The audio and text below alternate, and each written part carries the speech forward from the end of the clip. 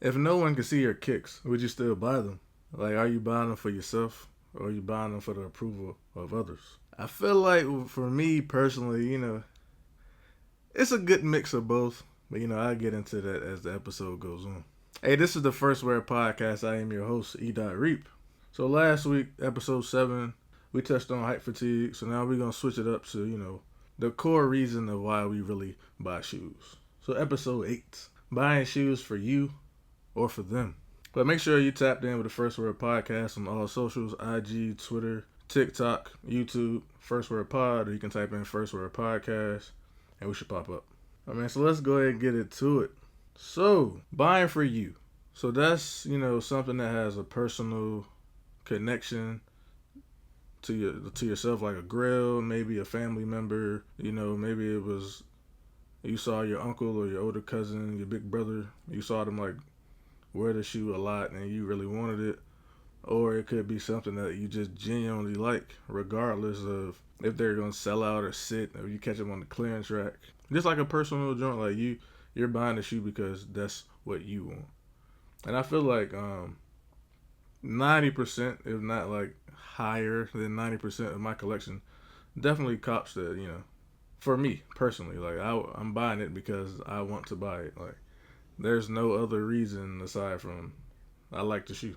Whether it's I like the design, I might like the colorway, I have like a personal connection with the designer, whether it's like a player, artist, musician, influencer, whatever the case may be. So like buying for you is something that, it's personal. Like you're buying a shoe just because everybody's talking about it. Like that's the it shoe, I guess, quote unquote. Like people hyping it up, so you got FOMO. Like you want to fit in with the crowd. Like you want to see what the hype is all about. So basically, you're just buying it because everybody else is buying it, or you're buying it because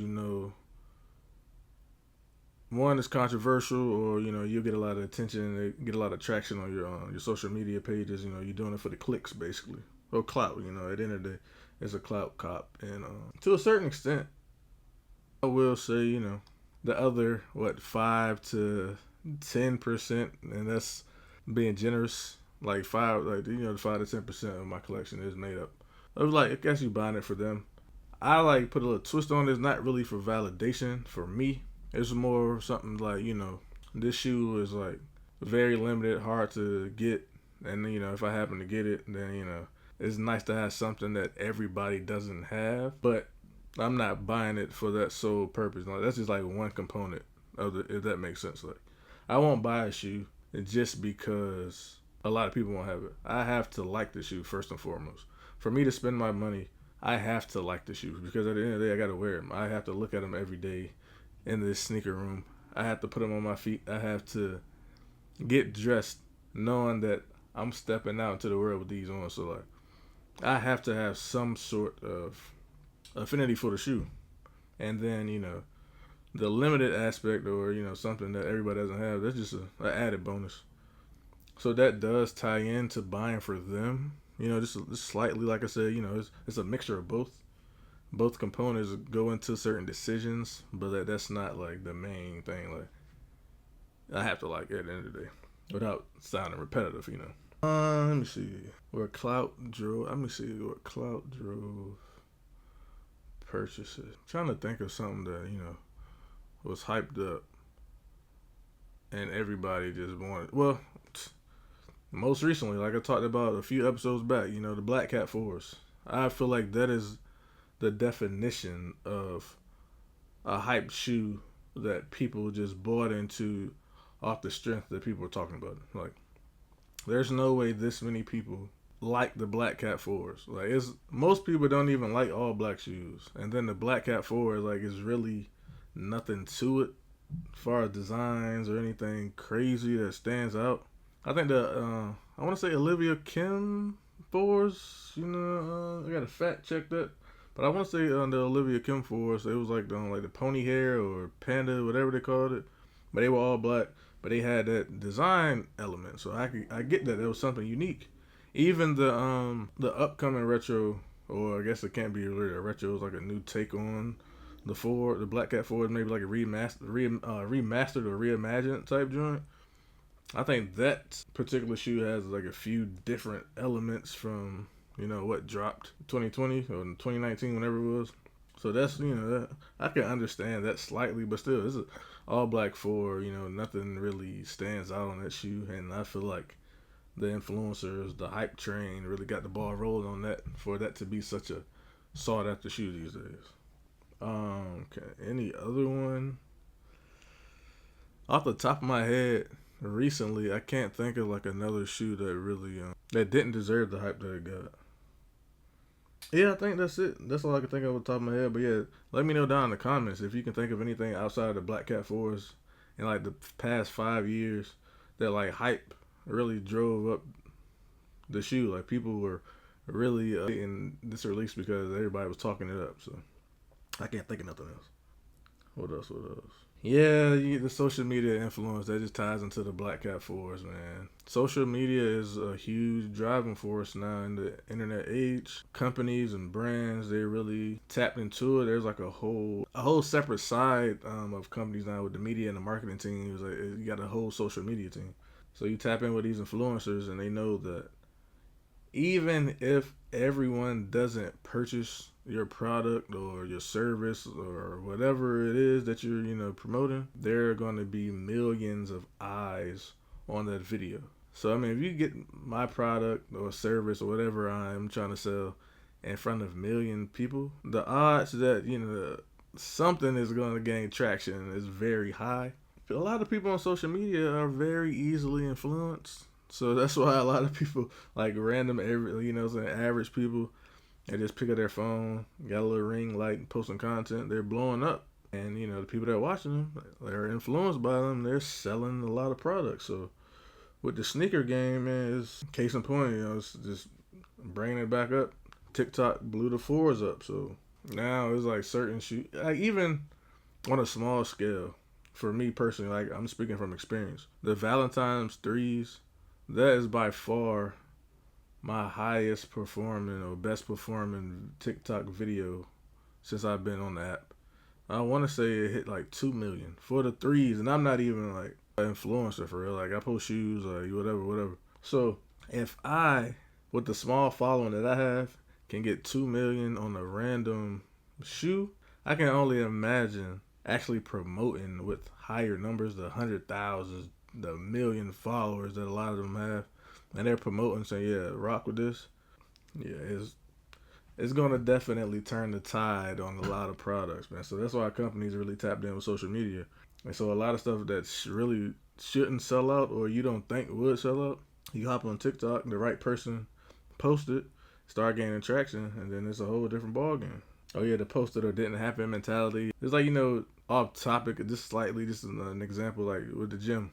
People on their workout journey or weight loss journey, they feel the need, like if you don't post that you're at the gym, you didn't really go. Like you could say anything, but people need proof. And I would, social media age, you gotta show that proof. You gotta bring them receipts up. So wow, let's see. But the good thing about TikTok and TikTok and IG, you can really build a community. That's what I've been doing with my podcast page. I'm getting different eyes on it, which is dope. I wanted to keep her separate from my sneaker page, like my personal pages. I want the audience to really I want to be discovered by the right people. Like yeah, it's cool, like you already have like a following and that can help you build, but I want people that really listen to podcasts or really care about sneaker podcasts to find my page and tap in like that, because it's more consistency. When you get your family and close friends, they don't always tap in the way you want them to or like what you expect. So if somebody like strangers definitely show a lot more support than the people closest to you from my experience. Not saying that it's the case in like every aspect, but for the most part, you know what I'm saying, you see more growth with strangers, like random people that just stumble upon your content because they don't know you. So if they're tapped in, they support you, that's because they genuinely like rock with what you got going on. They really connect with the content or the message or the vision.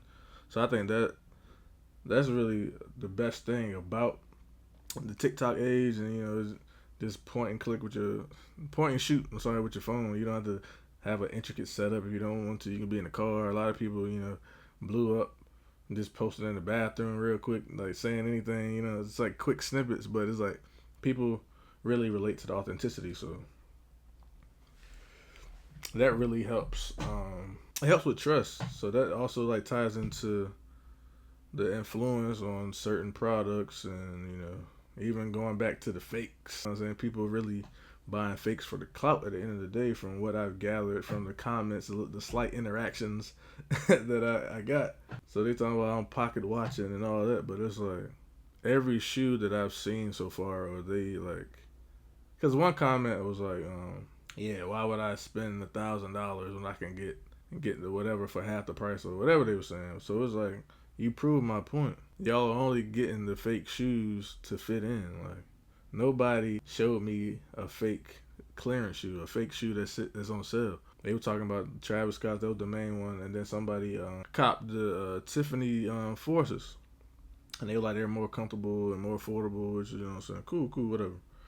But y'all really doing it for the clout. Like I said, y'all buying for them. You're not buying for yourself. So, I feel validated in my, even though I got attacked, I feel validated in what I said, because nobody proves me wrong. Nobody said anything otherwise. Everything that they bought were the high ticket items. And that ties into, the pressure to keep up with society, with social media, because, certain people are showing social media, you see what people want you to see. Not too many people show you, the everyday, average life that people live. They show you all the extravagant, I'm going on these trips, I'm buying this, I'm buying that. So you see certain people, all they post are designer shoes or the high end. I got the Travis Scotts, I got the Unions, I got the whole Grateful Dead pack, I got the Paris SB dunks, I got the What the Dunks, So he kind of had that sense that I have to, compete, which is crazy to me. Like, my mom always said, don't live above your means. If you like shoes, there are like a million different options for you. If you genuinely like shoes, you can piece together some joints. It doesn't have to be the latest and greatest. The more you see it, the more you want. Then the younger generation or whatever, they see what they see online, celebrities, and they want to be like their favorite influencer, their favorite artist, their favorite athlete, whatever the case may be. So now you got a million drops every day or weekly for sure. Then it's like, financially, you trying to keep up. You're going broke trying to cop shoes just to post and say I got them, or so you can get your fits off, whatever. So it's just like a lot really goes into it. So that really like circles back to, are you buying it for them or are you buying it for you? Because if you like the shoe, you can wait. They're gonna restock. You don't have to buy the shoe as soon as it comes out, unless you are a content creator, which you get paid for it. So the shoe should be free, what I'm saying, really, if you're making money off the videos. But like for the average everyday person, it's hard really you have to pick and choose these days, especially the way these tariffs and everything's going. It's like stuff's getting high, the cost of living is going up. A lot of salaries are staying at the same. They're not, increasing. So this social media, man, it's like a different ball game now. Everything is instant gratification. Everything is about the flex. Everything is about the haves and the have-nots, basically. So it's like, it just ties into the culture now, that it's the flex culture. It's not like just being comfortable within yourself. Like, you should be able to get a fit off with anything if that's really what you do. But a lot of people, they gotta go full name brand, full designer. You gotta have the designer shoes. That's not getting a fit off to me. You like buying off the mannequin. Like, you just going with the name brands. But you can go to Marshalls, TJ Maxx, Ross, even Fashion Nova. I can get a fit from Fashion Nova for $40, and it'll look decent. It's the person that's wearing the clothes, not necessarily not necessarily the name on the clothes. Like, you can have a whole designer fit and look crazy. I can have a $40 fit, throw on the first pair of shoes, and I'm getting my fit off more than you are, and your price point is blowing mine out the water. So you gotta do it for the right reasons, man. Let's see what else, man. Just like a lot of times, I know I found myself in that trap, especially during 2020. I was just buying just to buy. Like, granted, I did for the most part, I did like a good majority of what I was copping, but it was a point where I wasn't doing anything, and the shoes were dropping left and right. I'm getting Twitter links, and it was like so easy to get certain stuff. And then like that's when the independent brands started, gaining more traction. And then I wanted to get something different, and then they were doing well on YouTube, like the videos were. So then I was like trying to cop everything. So I'm copping. I was definitely copping every week something, and a lot of times there were multiple pairs. And then looking back on it, I got rid of a lot of stuff because, like I said, I was just buying just to buy, and I wasn't going out like I, was used to. Like I said in the past, I wasn't like 3 pair of dead stock shoes at one time was too much for me.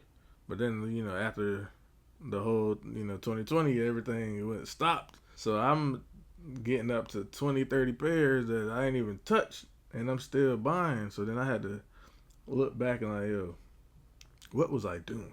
So I fell into the, just buying just to buy trap, man. You get burnt out, man. I think this year it really set in for me. Like, I slowed down a lot. It doesn't look like it, but compared to what I was really in a month as far as purchases, I was just like, man, it's getting outrageous. Especially the stuff I wasn't wearing at all. So I had to definitely look through and give away a lot of stuff. Cause selling it, I could have sold them, but that's more time consuming. And then you get to the point where it's like you're not gonna make what you should be, what you think you'll make. And instead of taking a financial loss like that, I'd rather just give them away. Like, that's it sounds crazy, but like giving it away just gives me more satisfaction than if I had sold them for like way less than their worth in my eyes. So that makes sense. I'd rather just give them to somebody that's less fortunate. Like, somebody else can come up. Like, I don't care. Cause then even with the shipping, it's like there's some time consuming. I got to pay for this, pay for that. Then you got to worry about if it gets lost in transit, or then they try to finesse and say they never got to the shoe. Or it's just too much. So I just figured give them away to the less fortunate, whoever need them. Back to school drive. The sneaker teacher, he does the kicks giving. So I definitely that's a good chance to offload some pairs, or just donate. Just try to make a difference, man. If I'm able to give back in any form of fashion, I'm gonna try to, because I've been blessed throughout the years to be able to acquire the stuff that I have, the sneakers, clothes, and everything. So whenever I can, so I just give it back. So that kind of tied to like the burnout, John. I was like, man, it's just getting ridiculous. Which, crazily enough, after after I gave away 40 to 50 pair, maybe somewhere in that range, I ended up buying probably the same amount, if not close to it, afterwards. So I don't know. It's just like a never-ending cycle, man. But at the end of the day, whether you buy for yourself or you buy for others, man, just be be smart with it. Be strategic. Don't go broke trying to cop the latest and greatest, or keep up with somebody that doesn't really owe you anything. You don't owe them anything. You know what I'm saying? It's like, don't fall into the social media trap, because that's what it is. Everything is specially curated to show you the best side or the best version of them, and people can portray any character they want on social media. 9 times out of 10, it's probably not the real them. You got a lot of people that are authentic and genuine, but you can feel like you can pick up on that pretty easy, especially with TikTok, because with those videos you can pick up who's being real and who's not. But definitely be careful, man. Don't fall into the trap, man. It's not worth it. Don't live above your means. But yeah, hopefully it was short and sweet. I'm switching up, trying to switch up some things with episode to episode to make it more, enjoyable for the listener. I don't want to ramble too much. I don't want to repeat myself. So I'm trying something different with this episode 8. Hopefully it works out. We'll see once I drop it. But yeah, that was episode 8, man. Social hour question: the last sneaker you bought purely for you, and the last one you bought for them. Reebok Road Ultra Modern. I think that's the. I get those silhouettes confused, but yeah, nobody's really copping the $170 Reeboks. Nobody cares about Reebok for the most part, so like that's definitely a cop for me. The Kobe 2 for sure, definitely a Grail cop. Like yeah, I think the only one that could have been like for them, maybe the undefeated fours. I tried, but I didn't like overexert myself. I tried on release day, and that was it. I didn't put in any raffles. I just tried that one. Like get it, cool. If not, not the end of the world. So that would be like a cop for them potentially if I would have bought them. But let me know if y'all got any. What's y'all latest cop that you cop for yourself, and what's the cop that you cop to please? Well, for them, like you can word it differently. You did it just to do it, did it for them, did it for the likes, did it for the clout, whatever. So yeah, appreciate y'all for rocking with me as always. 8 episodes in, steadily growing, definitely excited about what's to come. Still, trial and error, still early on in the game where I can switch up some things to see how it translates. But so far y'all been rocking with me. Definitely appreciate all the feedback, criticism, whatever, all the engagement, especially on the socials. TikTok has been going crazy with the comments, so definitely tap in over there for sure if you haven't already. But yeah, you can buy for both. Like I said, I have a little mixture of both. It just depends on the extreme to either side. You definitely got to know the difference between the two. Like you're buying for yourself, you really like it, or you just buying just to buy it. And if you're buying just to buy it, what are the benefits? You gotta weigh the pros and cons. Like content creators, you want to buy like everything you can get your hands on for the content, and especially when you're getting paid for it. I get it, and it helps the consumer to make a decision. Because I still go on YouTube today to see what's what with a particular shoe. If I'm like on a fit, so I'm 50-50, I go to YouTube to see the size and the fit, how they look, the materials and everything. That helps me make a decision one way or the other. So pros and cons to everything. You know how that goes. So yeah, that's gonna do it for this one, man. Buy what you like, wear what you love. This is the First Wear podcast. I don't know who needs to hear this, but yesterday you said tomorrow. The time is now.